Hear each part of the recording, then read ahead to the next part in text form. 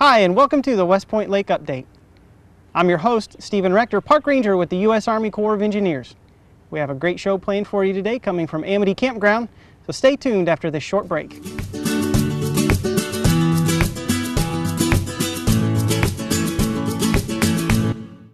Good morning, this is Corporal Jeremy Bowling with Georgia Department of Natural Resources Law Enforcement Division with a message just to remind boaters this summer just to be safe, boat sober, always have a sober operator. Children under 13 years of age must wear a life jacket at all times while the boat's moving, but we'd encourage all boaters to have the life jackets on. Also, a new law effective July 1st of this year, any boater under 16 must have completed a boater education course that's approved by the department. For more information on boater education, visit our website www.goboatgeorgia.com.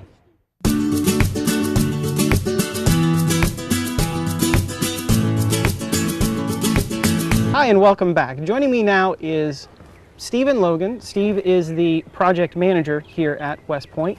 Mr. Logan, thanks for being on the show today. Glad to be here, Steven. We brought you on the show today, and we had you on the show about a year ago, discussing some of the upgrades and improvements that we have made throughout the project. And once again, over this past off-season, we have done some upgrades, some changes, and some improvements, particularly here at Amity Campground. So could you tell us about some of those changes and how that was driven? Sure, be glad to, Steven. While we maintain all the project facilities, we're always looking for opportunities to improve facilities and rehab and renovate, for public service. So Amity, we identified Amity as having a need to renovate the campsites. And so last year we began to renovate campsites on the Long Point, and basically what we would do is that we would remove the old impact area and rebuild an impact area that is adjacent to the driveway where people will park their RVs. And make sure that the utilities were on the right side. And so the impact area, when they walk out of their RV, they're right there, kind of like walking into the living room. We replaced all the furniture. That includes the picnic table, the lantern holders, the barbecue grills, and the fire ring. Make it to where that they can easily enjoy a spot near their camper. At the same time, we're protecting the environment all the other places, so that where they would be impacting the recreation area would be sort of located at one spot, and they don't have to go way over here for the fire pit and way over here for the grill and so forth. Makes it very convenient for them, but also has a sustainability factor for the environment as well. So we did about 6 campsites last year, and we've just completed about, I think, 6 or 7 campsites this year as well, out here on this point. And the one good thing is when we rebuilt the impact areas, we concreted around there instead of using timbers. And everybody knows concrete's going to last a long time. We'll probably not have to revisit that for a long time. So all the improvements we're making these days, we're trying to make them so that they will sustain over a long period of time and would drive our maintenance costs down, and therefore save the taxpayer money. The other thing we did is here at these campsites we just recently renovated is we renovated the bathroom, the restroom. It's not a camper wash house, it's just a restroom. And we made it accessible for those people who have disabilities.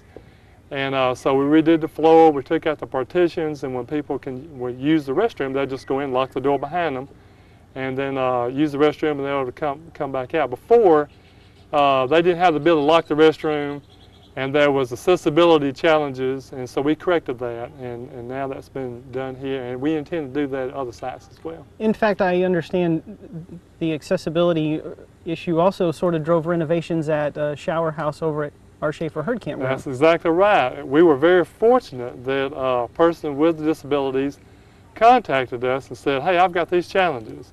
And so we met with him on the site, and we worked through the facility and tried to figure out, what would work, what didn't work. And then we was able to look at the accessibility standards and then incorporate them into the camper wash house, as we call it, over there at our Schaefer Herd. We've completed it. It is great, Stephen. I mean, you can walk in, you've got plenty of room for someone, say, in a wheelchair. They can go in there, rotate 360, use the restroom facilities, the shower, and I think it'll be a very pleasant experience for them. Yeah, it is a very, very nice shower house over there, and as well as over here, sites 31 through 36. that were just renovated this past off season, as well as that bathroom that is there in that loop as well. I think that the sites we renovated last year and this year are probably the highest sought after sites in the campground now. They are. They are the most popular campsites now. Any of the campsites that we have redone here are becoming the most popular campsites. Exactly. Looking into the future, what kind of upgrades and changes and how are we prioritizing those upgrades for the future, both here at Amity and across the project? Well, of course, we have a staff that's very knowledgeable of the usage on the project, and then we get input from the public. Very important, we get that input. And we've identified as a result of that probably our campsites, the renovation of campsites, and also the repaving of roads and parking lots and things like that is probably the highest priority. So, you know, with our current level of funding, we're trying our best to essentially piecemeal those each year, and while we're at the same time maintaining all the other facilities. And so it's a slow go, and we are looking at the future with some more reduced funding, and as a consequence we'll probably be looking to the public and other organizations to partner with us on various things which would essentially increase the federal budget for West Point. We just could not make, we would not be able to make this project a great project if it wasn't for our volunteers that do so much around the lake. And everyone benefits as a result of that. So I think, you know, paving, campsite renovation is going to continue to be a high priority here.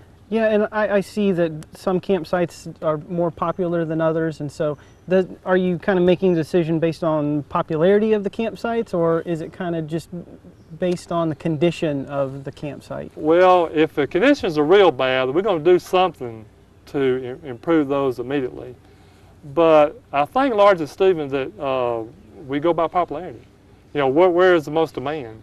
And we're trying to renovate those campsites because, you know, we recognize these are paying customers. And they deserve not only what they get for the fee they pay, but from their tax dollars as well. So I think it's mostly about popularity. And I understand that. I just wanted to get that out there so that hopefully our viewers could understand that as well, that you know, the reason that we kind of are working on those popular sites is because that's where the people are, and those are the facilities that folks are using. Highest demand, that's right. Yeah. Exactly right. We also have had a lot of paving over the last couple of years as well. I'm glad you brought that up as one of our priorities. So, and it just is done as we have the funds and as the need arises. Is that correct? That's correct. Paving is very expensive. Yeah. And we try to hit the areas that have the most need, and consequently, we won't probably come in and just pave a mile of road. You know, we're just going to find those places on that road that maybe are deteriorating and correct those, and that gives us the biggest bang for the dollar. And as funding becomes available, we may have to do that, some of that paving during the recreation season, as we did last year. Is that correct? That's true, and we're trying to do it in such a way as to not impact the user, the visitors, as much as possible. And I just wanted to bring that up as well, just so that our viewers kind of understand that we want to get this done when the funding is available, and we hope that they will understand and work with us through that process. Absolutely. Any help we can get from the public, we'd appreciate it. Absolutely. Well, Mr. Logan, I really appreciate the update on all the upgrades that we're doing here in the campgrounds and across the project, and I know you have a very busy schedule. I appreciate you taking the time to be on the show today. Thanks a lot, Steven. Appreciate it. Thank you very much. Stay tuned. We have more to come right after this short break.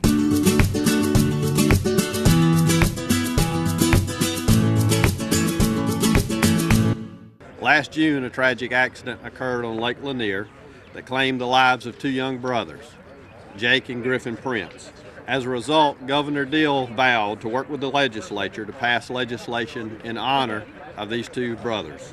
.08 becomes the law both on the water and behind the wheel on the roads for drunk driving. This change makes boating under the influence the same as driving under the influence.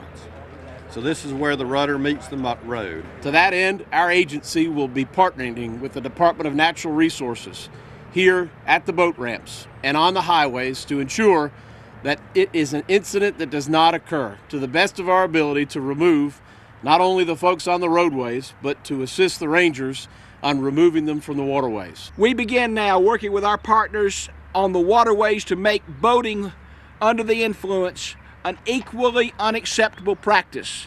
So if you're a citizen, a boater, it may become a very common sight that this blue shirt will be a welcoming committee here at the boat ramps, whether you're putting in or whether you're coming out.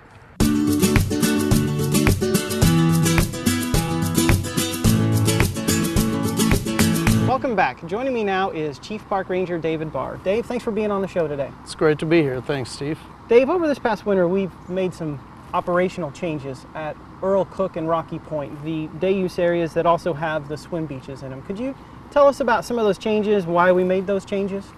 Sure. Well, in a way to try to handle reduced funding, we've eliminated park attendant contractors at both Earl Cook and Rocky Point parks and have replaced those with park hosts. These are volunteers who work in the park, and they just do a variety of different duties for us, but they do it for free, and we provide them a place for them to camp and stay over the summer months. By doing so, we've saved roughly altogether around $20,000 by doing that. It does cost money to enter the park, $4 per vehicle, and how we handle fee collection now is through the use of honor vaults. And basically, as you pull up there, there's an honor vault beside the gatehouse there, and you simply pull out your envelope and put your money in there, tear off the hang tag, and punch out what day of the week it is and hang it from the rearview mirror. Take your envelope with the money and slide it in the honor vault where it says money slot. And that will cover you that day for the entire park, all the amenities that are there. And the park hosts and the park rangers who are patrolling through the areas, that you need to make certain that you hang that tag, because that's how we verify that you've paid your... That you've paid, that's correct. And occasionally someone slips through the cracks and maybe isn't aware of it. We usually go around, rangers do, or the park host, and look for people who do not have a hang tag, and we simply write them a warning this year, just trying to educate the public on how we're doing it for this year. And it's worked real well. And you said that there's a $4 user fee for each car that comes through, correct? That's correct. So what does that $4 then get you access to for the day? Well, for Rocky Point, that covers you for the beach use, all the picnic facilities that's in the park there, the boat launching ramp, as well as the fishing pier.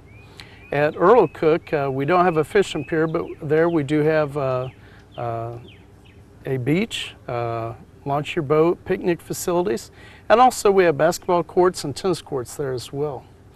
Another nice thing that we have for the public at our day use parks is the Life Jacket Loaner program. And this program has been real successful. We have for rent for free that day, life jackets for children, different sizes, and they're hanging up there on a stand right by the gatehouse. And if you need one for your child, simply make sure you get the appropriate size life jacket and have your child wear that during the day while you're there at the beach. And then before you leave, be sure to hang it back up on the rack there. And like I said, it's a real good program.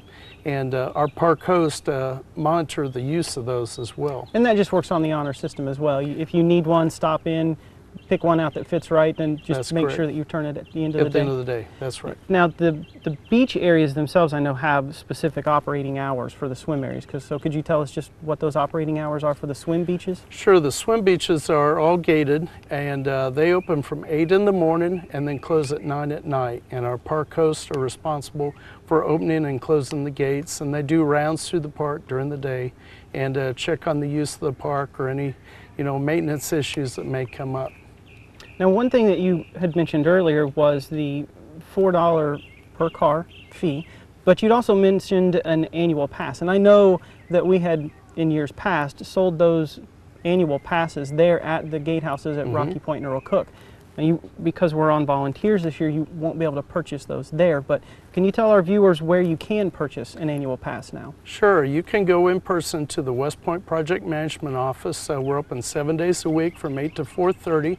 And purchase that in person. It's $30 for the annual pass, or you can do it over the phone if you have a credit card, and we'll simply mail the honor vault or the annual pass to the person who's purchased it. The annual day use pass gets you into these beach areas as well as any day use park where we charge a fee to launch your boat, but they're not accessible or used in our campground areas, just in our day use parks. Right, and that pass is not just good here at West Point Lake. I understand those are good for nationwide at core parks that charge a day user fee. That's correct, yes. And then with this change also, it kind of had us make a change when it comes to our reservable shelters. We have 2 reservable shelters at Earl Cook and 1 reservable shelter at Rocky Point. So with this change from park attendants over to park hosts, we've also sort of changed the procedures with the shelters as well. Could you tell us what changes are involved with the shelters? Yes, that's correct. Someone who has a shelter reserved, anyone that's using that shelter under the reservation program does not have to pay the fee to come in.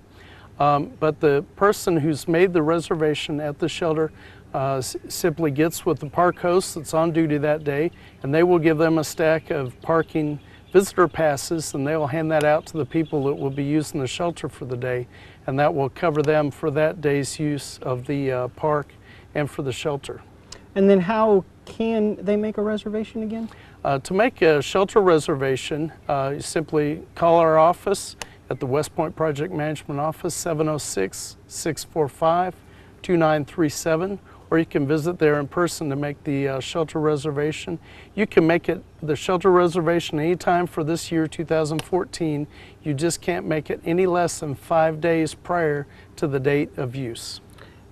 Any less than 5 days prior to the date of use is the latest that you can make that reservation. That's correct. And what was the earliest you could make the reservation again? Anytime all during this year. It's year-by-year reservation. Okay. So if you know you're wanting to use a shelter, and we do have 9 reservable shelters in various parks around the lake, the first part of January, and you know you want to use it in July or August, you can go ahead as early as January and make that reservation.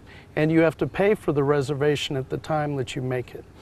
And our shelter reservations vary.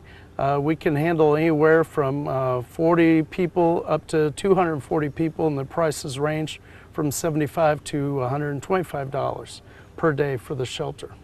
So, Dave, I know these 3 shelters that we were just talking about, Earl Cook and Rocky Point, are inside the swim beach area. So I'm guessing that those are only available during certain times of the year. Those are not year-round shelters that are available? That's correct. Just when the beach area is open, which is usually the first weekend in May, and it closes at the end of Labor Day in September. Well, a lot of changes over at Earl Cook and Rocky Point, and we certainly hope that our visitors will understand why we made those changes. And just as a reminder, we have the honor system there. So as you arrive in Earl Cook or Rocky Point, make sure to pull one of these envelopes. As Dave explained earlier, make sure that you tear the receipt off of here, put your money in the envelope, drop it into the honor box, and make sure that you hang this receipt up on your windshield or on your rear view mirror. So Dave, I want to thank you for coming out and helping us understand some of these changes at Earl Cook and Rocky Point. Sure. Thank you very much for having me. So stay with us. We have more to come right after this short break.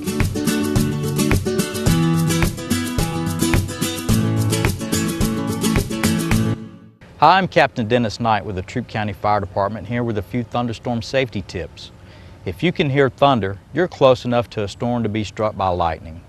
Last year in Georgia, there were more lightning-related fatalities than any other state. It's very important that we take thunderstorms seriously. When a thunderstorm approaches, you need to take shelter immediately in a sturdy building. Avoid using corded phones and electrical appliances. For more information on thunderstorm safety, please visit ready.ga.gov.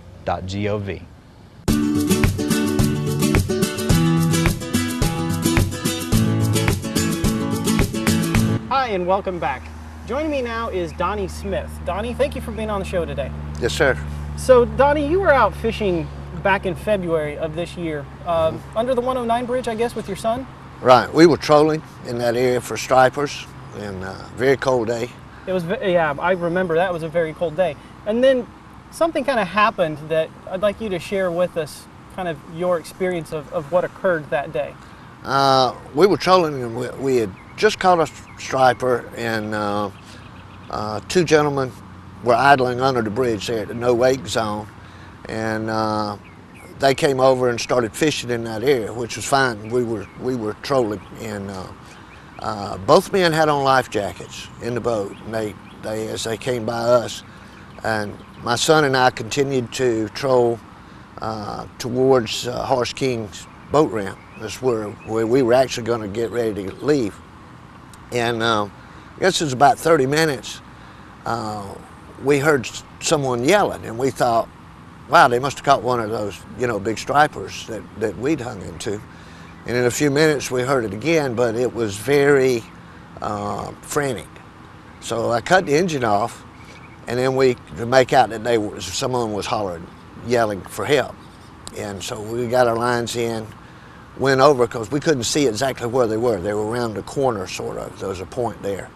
And we got around, and there was boat seats, coolers, everything's floating all over the lake. And as we got up to them, and we could see that there's two men in the water. One had a life jacket on, the other did not. But the life jacket was floating, in the lake.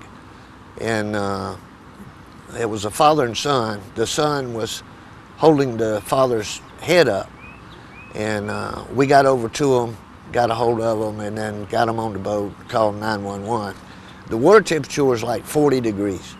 And the older gentleman was really having a struggle. And I guess hypothermia was starting to get to him. And of course, we all had on cold weather suits, and I guess that extra weight. But anyway, we got him on the boat, got 911 and the fire department and yourself. Several people responded in just a matter of minutes, and turned out they were fine. So from the moment that you really heard them kind of yelling for help, just a couple of minutes before you got there, or? From the first time we heard it, I'd say it was probably 10 minutes by the time, we made out that it was somebody in trouble, and then, got to their location. So I figure about 10 minutes, but I don't know how long they were in the water before then. Yeah, when a boat starts sinking, it goes pretty quick. So, I mean, I can't imagine that they were in the water much longer than maybe 15 minutes, would be my I would guess. assume, yeah. And so with 40-degree temperatures, and they were only in the water 15 minutes to already be suffering from hypothermia. I mean, I think that tells our boaters and our fishermen out here how quickly something like that can happen. Yes. Now, you guys, fortunately, you and your son had launched at Horace King Park. Right. And so, I mean, of all the things that could have gone wrong, right there, it was just the ideal situation. You were right there. You had put in at Horace King, and so your truck and your trailer were right there. Right. When I arrived, the two gentlemen that you had pulled out of the water were actually, you had put them in your truck and started it and cranked the heat up for them. Yeah, well, first thing we did is when we got to the boat dock was to start getting the clothes removed, because they were soaked and they were very, very cold. And the father, the older of the two, he was having, he was in most distress. He couldn't put a sentence together. I mean, he just couldn't talk. And so we got him up to the truck. When we got the clothes off, had the truck running, with the heat on. And then when the fire department got there, they gave him some thermal blankets or something and wrapped him up.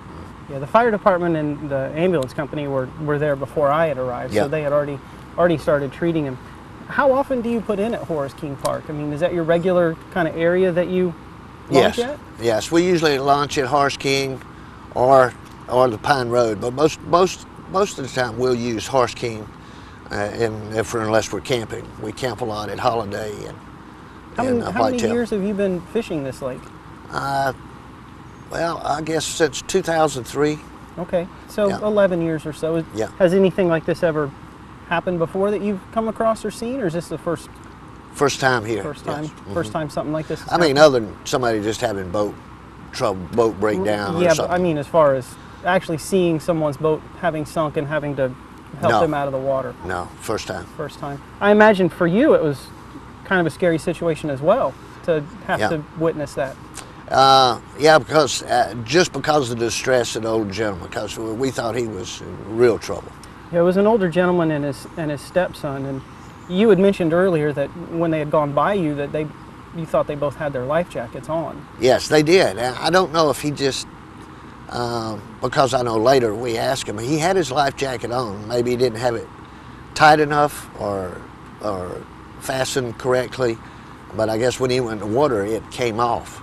Yeah, we're not exactly certain how that life jacket came off. We had talked to him and to the Georgia Department of Natural Resources. Now for us, he told us that it had come off, or I'm sorry, he had told us that he had taken it off because he had started back to the shoreline and his stepson had not started swimming toward the shoreline. So he had told us he had taken it off to swim back to his stepson, but he told the Georgia Department of Natural Resources, or led them to believe, that it had slipped off of him. So we're not exactly sure, and he honestly might not have been sure whether it just came off or slipped off. Well, he did have it on when they started fishing. When they came by us, both, when the boat was running, they both had life jackets on. From what we can gather, they either did not put the plug in their boat or the plug came out at a later time. Maybe the boat started filling when they slowed down to go through that no wake zone, but when the boat came out of the water, when it was recovered, there wasn't a plug in the boat. So we think that's what caused the boat to sink. But we wanted to bring you on here today and just thank you for being in the area. Thank you for paying attention to your surroundings, hearing that someone was in distress, and then going over there, helping them out of the water, doing all the right things, calling 911, and getting the help out there. If you had not been there that day, I'm certain that this would be a completely different story. Well, we're glad we were in that spot at that particular time. Well, we certainly are glad that you were there too. And I just wanted to bring you on the show to let our visitors know that things can happen out there on the lake. And if you're not paying attention to kind of what's going on around you, then something like this could happen and you might not even be aware of it. Yes, sir. So we just want to thank you for being in the area and for being the Good Samaritan and rushing over there and helping those people out of the water. Not a problem. So Mr. Smith, thank you for being in the area. Thank you for coming on the show to tell your story. So, and just a reminder, always wear your life jacket when you're on the water. As Mr. Smith said, the water temperature is about 40 degrees that day. So wear your life jacket when it's hot or cold, when the sun is shining, when it's windy, when it's raining. Always wear your life jacket because you never know what can happen out there on the lake. Stay tuned for more to come after this short break.